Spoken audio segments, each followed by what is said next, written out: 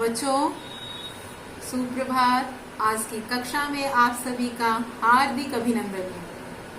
हम सभी ने पाठ 9 के प्रश्न किए थे और कुछ प्रश्न शेष रह गए थे। आज हम शेष प्रश्नों पर विचार करेंगे, साथ ही साथ अभ्यास सागर से भी पाठ 8, 9 पूरा करेंगे। ठीक, पुस्तक की ओर ध्यान दें। बातचीत के लिए दुकानदार ने अपनी खीज किन पर निकाली और क्यों? दुकानदार ने अपनी खीज गरीब बच्चों पर निकाली क्योंकि दुकानदार को ऐसा लगता था कि ये बच्चे पटाखे खरीदेंगे नहीं पर उन्हें चुरा लेंगे। तन्मय ने गरीब बच्चों का पक्ष क्यों लिया होगा? इससे उसके चरित्र की किस विशेषता का पता चलता है? तन्मय ने गरीब बच्चों का पक्ष क्यों लिया होगा? अब आप इस पर विचार कीजिए और चरित्र की कौन सी विशेषता के बारे में पता चल रहा है। तन्मय एक साहसी परोपकारी बालक था। उसके हृदय में सभी के लिए समानता का भाव था। वह किसी से भेदभाव नहीं रखता था और उसे लगा कि दुकानदार ने पक्षपात किया है। इसलिए तन्मय ने अपने साहस का परिचय देते हुए गरीब बच्चों का पक्ष लिया। इससे उसके किस चरित्र की किस विशेषता का पता चलता है कि तन्मय एक साहसी बालक है। वह किसी के बीच भेदभाव नहीं रखता है। दीपावली के त्योहार पर बाजार का दृश्य कैसा होता है? दीपावली के त्योहार के समय बाजार रंग बिरंगे लाइट से सजा हुआ होता है। पटाखे फुलझड़ियों से दुकान सजा होता है। घरों को सजाने वाला बंधन बार से लेकर रंग बिरंगे लाइट, मिठाइयाँ, लड्डू आदि चीजें आपको देखने को मिलती हैं। हमें दिवाली का त्योहार कैसे मनाना चाहिए? तो बच्चों, इस प्रश्न को आप स्वयं लिखेंगे। आपको पता है कि हमें दिवाली का त्योहार कैसे मनाना चाहिए। अनुमान और कल्पना। यदि दुकानदार बच्चों को पटाखे देखने से न रोकता तो कहानी कैसे आगे बढ़ती? बच्चों, इस पर भी आप चिंता कीजिए कि दुकानदार चुपचाप अपना सामान बेचते रहता और बच्चे खड़े होकर उसकी दुकान पर पटाखे देखते, पटाखे खरीदते नहीं, तो कहानी में क्या बदलाव आता? क्योंकि तन्मय भी देख रहा था, बच्चे भी देख रहे थे। तो ये अनुमान कल्पना का प्रश्न है। आप स्वयं विचार कीजिएगा कि आगे क्या होता। इस कहानी में अगर तन्मय की जगह आप होते तो क्या करते? बच्चों, प्रत्येक बच्चे का अपना अपना विचार है कि हम अगर तन्मय की जगह होते तो क्या करते। तो आप इसको भी लिखिएगा। ये दोनों प्रश्न आपको लिखना है। बातचीत का भी प्रश्न करना है, ध्यानपूर्वक समझ लीजिए। और अंतिम जो बातचीत का प्रश्न है उसको भी आप स्वयं करेंगे। भाषा की बात। नीचे लिखे क्रिया शब्दों को शब्दकोश के क्रमानुसार लिखिए। शब्दकोश अर्थात सबसे पहले स्वर वर्ण, बाद में व्यंजन वर्ण। इन सबसे पहला आपको कौन सा लग रहा है? सबसे पहला मुझे दिख रहा है आएंगे, तो हम यहाँ पर लिखेंगे आएंगे। दूसरा शब्द दिख रहा है करेगा, अ के बाद क आता है। तीसरा शब्द, अच्छा यहाँ पर एक गलती हो गई बेटा, यहाँ पर होगा उठाकर दूसरा शब्द, तीसरा शब्द करेगा। यहाँ पर करेगा नहीं होगा, दूसरा शब्द होगा अ के बाद उ, उठाकर। तीसरा शब्द करेगा। चौथा शब्द गया। पांचवा शब्द छुड़ाना। छठवां शब्द जाऊंगा। और सातवां शब्द सातवां दीजिए। बच्चों ध्यान दीजिएगा, आप मात्रा में दीजिए लीजिए भूल जाते हैं। देखिए द में कौन सी मात्रा है और ज में कौन सी, दीजिए लीजिए इसी तरह से लिखा जाता है। आठवां देखना, यहाँ भी ध्यान दीजिए, पहले ई फिर ए। जब भी हम शब्दकोश लिखते हैं स्वर वर्ण व्यंजन वर्ण, स्वर व्यंजन, और जब एक जैसा दो हो तो इसमें भी हमको क्या देखना है कि जो एक जैसा दोनों द है व्यंजन है तो इसमें कौन सा स्वर पहले आया है, इसमें दीर्घ ई, इसमें ए, इसलिए पहले दीजिए फिर देखना। अब 9वां शब्द है मांगे, त थ द ध न प फ ब भ म, इसलिए मांगे। 10वां शब्द सोचने। तो ये है हमारे शब्दकोश का क्रम, इसको भी आप अपने उत्तर पुस्तिका में लिखिएगा। प्रश्न संख्या 2, नीचे दिए गए शब्दों में से दूसरा अक्षर या वर्ण हटाकर नया शब्द बनाइए। दिए गए शब्दों में से दूसरा अक्षर हटा देना है और एक नया शब्द। देखना, इसमें से दूसरा हट गया तो देना, किससे दूसरा हट गया तो किसे, तो इस तरह से आप अपने पुस्तक में इसको कीजिएगा, कॉपी में नहीं करना है। प्रश्न संख्या 3, नीचे दिए गए शब्दों को जोड़कर नया शब्द बनाइए। छिपकर, आजकल, रखकर। बच्चों यहाँ ध्यान दीजिए कि इसी तरह से हम प्रत्यय और उपसर्ग शब्दांश जोड़कर नए शब्दों का निर्माण करते हैं।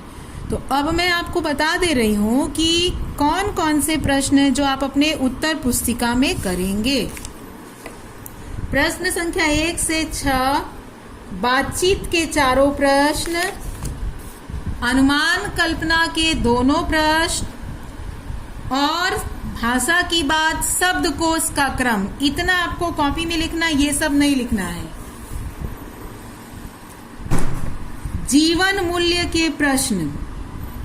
बच्चों जीवन मूल्य का अर्थ होता है कि हमें किसी भी पाठ को पढ़ने के उपरांत क्या सीख मिली।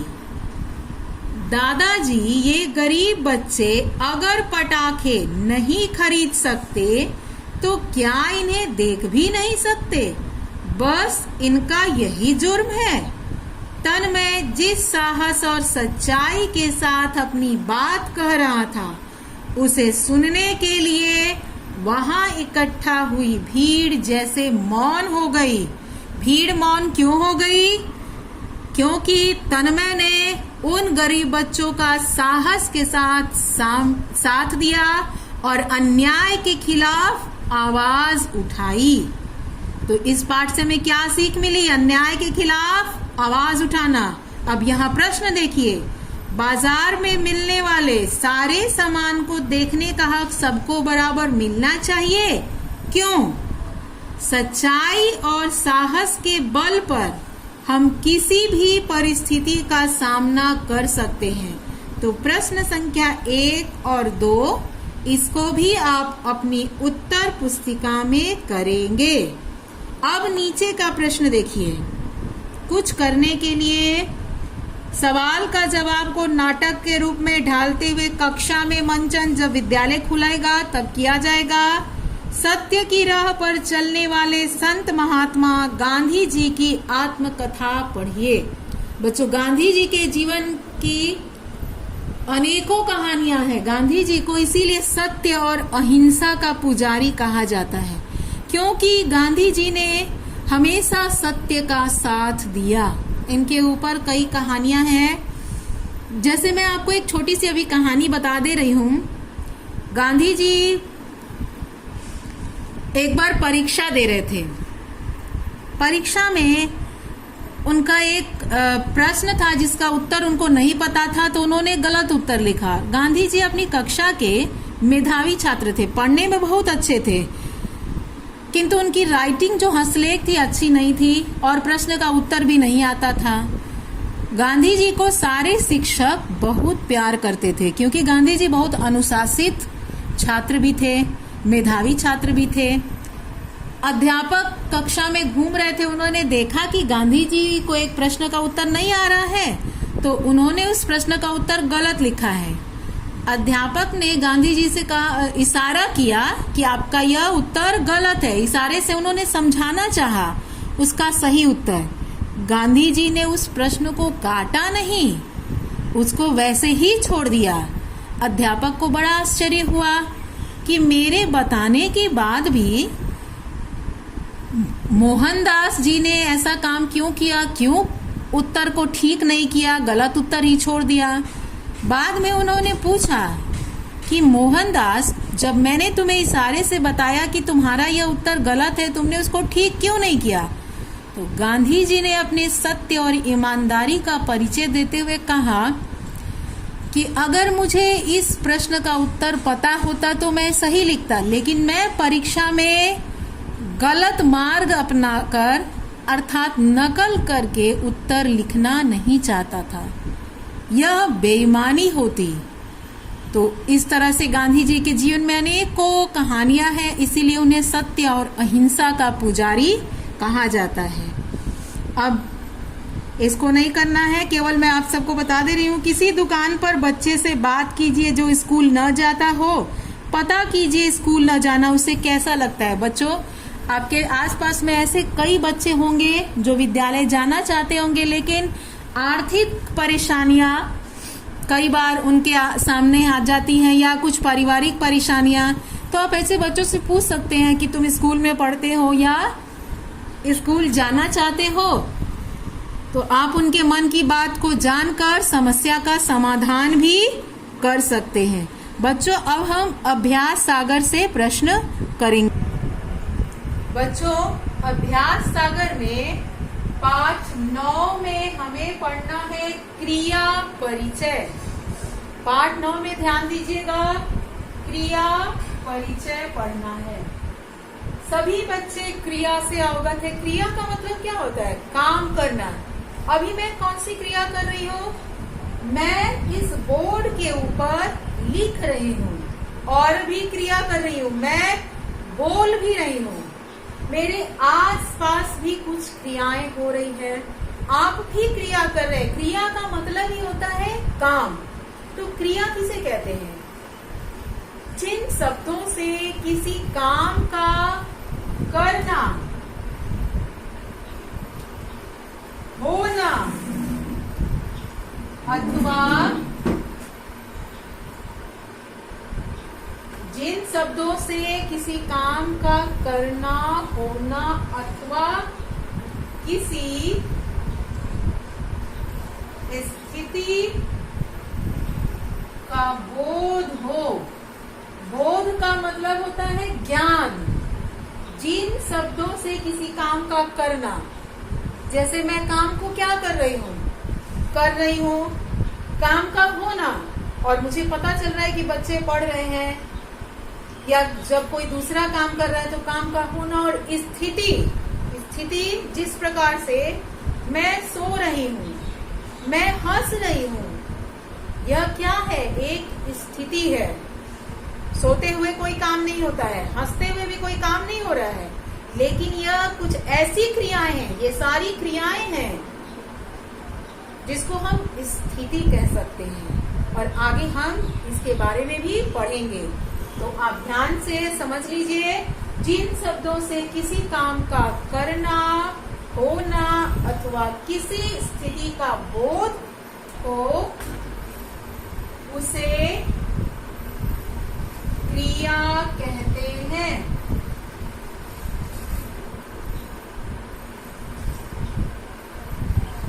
उदाहरण स्वरूप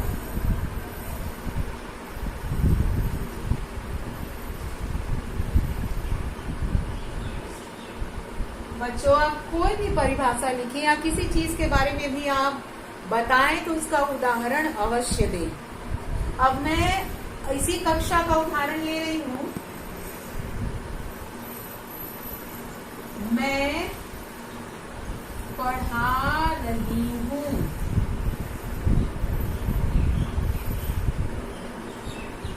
दूसरा, वह सो रहा है। बच्चों ध्यान दीजिए, यहाँ मैंने 2 उदाहरण लिखा है। इस वाक्य में क्रिया शब्द आपको दिख रहा है। इस वाक्य में 3 क्रिया शब्द हैं। पढ़ा रही हूँ, ये तीनों क्रिया शब्द हैं। मैं कौन है? मैं सर्वनाम है। व्याकरण के अनुसार मैं को क्या कहेंगे? सर्वनाम। और ये तीनों क्रिया शब्द हैं। नीचे देखिए, वह सो रहा है। वह शब्द क्या है व्याकरण के अनुसार? यह भी सर्वनाम है। और इस नीचे सो रहा है, ये तीनों क्रिया शब्द हैं। बच्चों, जब भी आप उदाहरण दीजिएगा तो आप इस तरह से स्पष्ट कीजिएगा।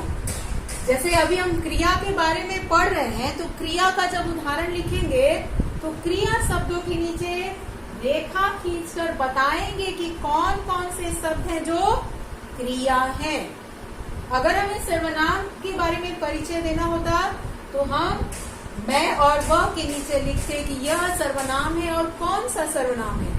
ठीक है बच्चों, तो ये 2 मैंने उदाहरण लिखा। आप जब भी अपनी कॉपी में लिखिएगा, इसी तरह से लिखकर उसके नीचे रेखा खींचकर बताइएगा कि कौन कौन से क्रिया शब्द हैं। अब हम कर्म के अनुसार क्रिया शब्दों से परिचित होंगे।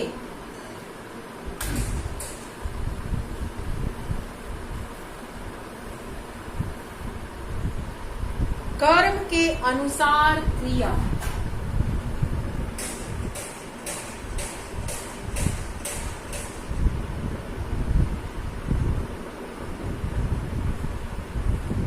बच्चों, कर्म का मतलब होता है जो हम काम कर रहे हैं उसका प्रभाव जब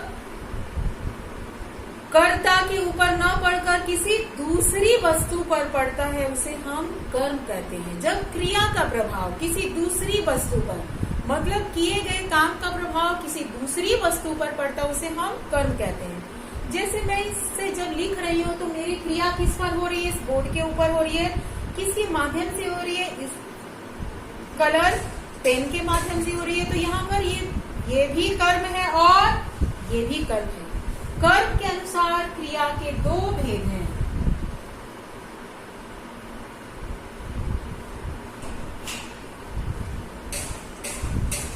और कौन कौन से हैं ये भी आपको पता है। पहला अकर्मक क्रिया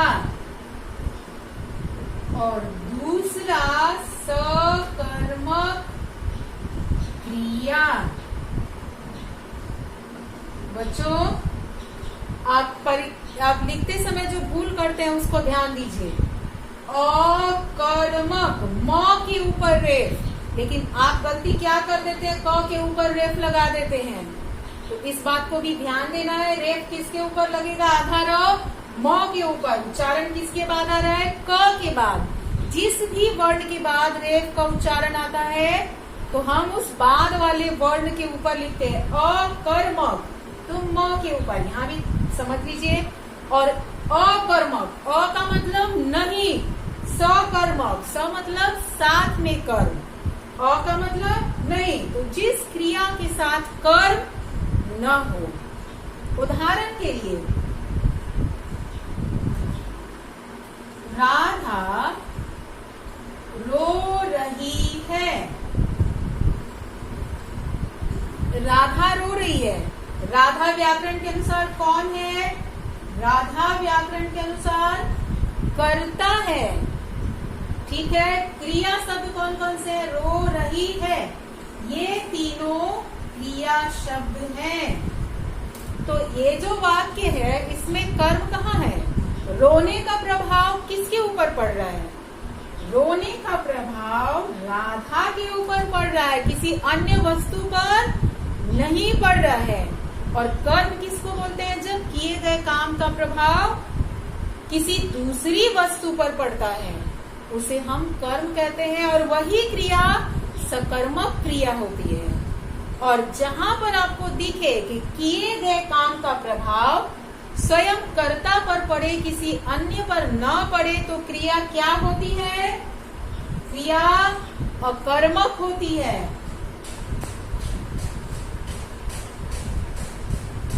बच्चों समझ में आया? अकर्मक क्रिया क्या है? जब किए गए काम का प्रभाव स्वयं कर्ता के ऊपर पड़ता है तो क्रिया अकर्मक होती है। ठीक है, अब हम सकर्मक क्रिया पढ़ते हैं।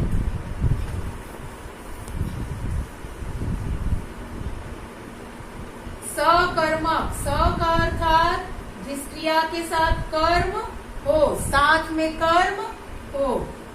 इसके लिए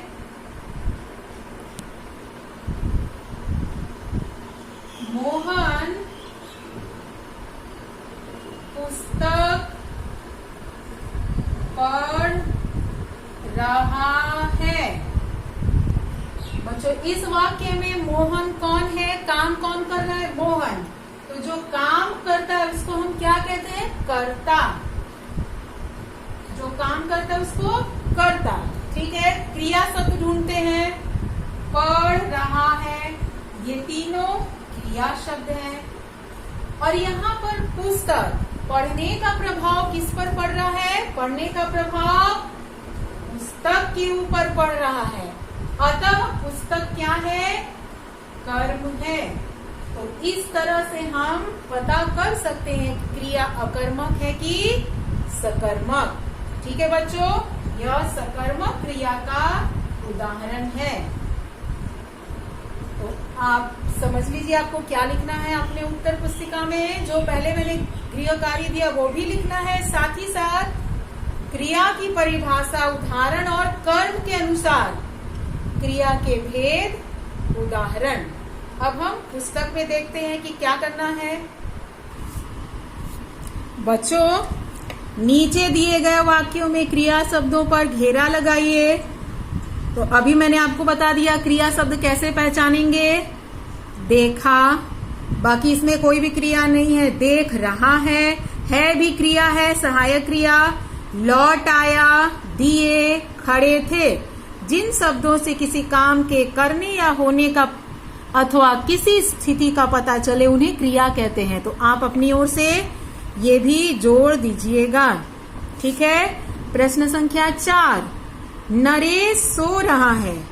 क्रिया अकर्मक है कि सकर्मक? तो आप इसको जब रेखा खींचेंगे तो आपको अपने पता चल जाएगा क्रिया कौन सी है। ये अकर्मक क्रिया का उदाहरण है। प्रश्न संख्या 5, सकर्मक क्रिया और कर्म। तो अभी अभी मैंने बताया आपको कि कैसे कर्म और सकर्मक क्रिया पहचानेंगे। सरिता ने खीर खाई। सरिता कर्ता, खाई क्रिया। क्या खाई? खीर खाई। तो यह सकर्मक क्रिया है। इसी तरह से आप प्रश्न संख्या 5 कीजिए। सीधा करेंगे, यहाँ देखो, यहीं तक बताएंगे। प्रश्न संख्या 6, नीचे दिए गए वाक्यों में क्रिया शब्द रेखांकित करके बताइए कि वे अकर्मक क्रिया हैं या सकर्मक क्रिया। तो बच्चों अभी भी मैंने आपको बताया ना कि अकर्मक सकर्मक क्रिया कैसे पहचानेंगे। मैंने नई पुस्तक खरीदी। सबसे पहले हम क्रिया को छांट लें। ठीक है, खरीदी क्रिया है। किसने खरीदी? मैंने, ये कर्ता है। और क्या खरीदी? नई पुस्तक। तो नई पुस्तक शब्द क्या हो गया? यहाँ पर पुस्तक शब्द नई विशेषण और पुस्तक शब्द हो गया कर्म, अर्थात क्रिया सकर्मक है। तन्मय खेल रहा है। यहाँ पर कौन कौन से शब्द हैं? क्रिया खेल रहा है। कौन खेल रहा है? तन्मय। क्या खेल रहा है? नहीं पता, अर्थात अकर्मक। बच्चे पतंग उड़ा रहे थे। उड़ा रहे थे कौन? बच्चे। क्या उड़ा रहे थे? पतंग, अर्थात क्रिया सकर्मक। मोना जोर से हंस पड़ी। तो सबसे पहले क्रिया शब्द हंस पड़ी। कौन हंस पड़ी? मोना। इसको देखकर कर्म मत समझिएगा। जोर से हंस पड़ी, बच्चों ये कर्म नहीं है, ये विशेषण है। यहाँ पर कोई कर्म नहीं है। यह हंसने का प्रभाव खुद मोना पर पड़ रहा है, किसी दूसरी वस्तु पर नहीं पड़ रहा है। अतः यह क्रिया अकर्मक है। पक्षी उड़ रहे हैं। उड़ रहे हैं, कौन उड़ रहे हैं? पक्षी। यहाँ भी कोई कर्म नहीं है, अतः यह अकर्मक क्रिया है। राधा ने संजीव को पत्र लिखा। लिखा क्रिया, किसने? राधा ने। यहाँ पर दो कर्म है, पत्र और संजीव। यह भी सकर्मक क्रिया का उदाहरण है। तो बच्चों, आपको पृष्ठ संख्या 52 तक कर लेना है। जिन बच्चों के पास पुस्तक नहीं है, प्रश्न संख्या 9 को आप उतार लीजिएगा। धन्यवाद बच्चों, आज की कक्षा यहीं समाप्त हुई।